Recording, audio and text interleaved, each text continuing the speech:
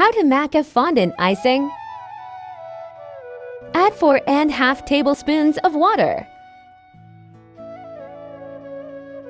Then add into a tablespoon of gelatin. Combine gelatin and cold water in a double boiler. Let stand until thick and then heat until dissolved.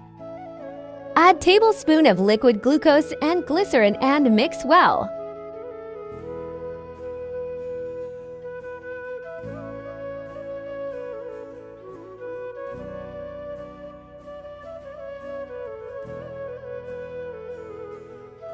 Put icing sugar in a large bowl and stir this mixture into it.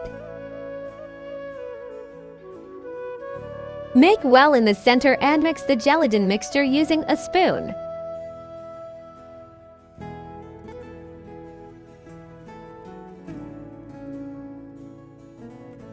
Mix in a little sugar at a time until stickiness disappears. Knead in remaining sugar. Knead until smooth and is not sticky. If too soft, add sugar. If too stiff, add water a drop at a time and cover it in plastic wrap.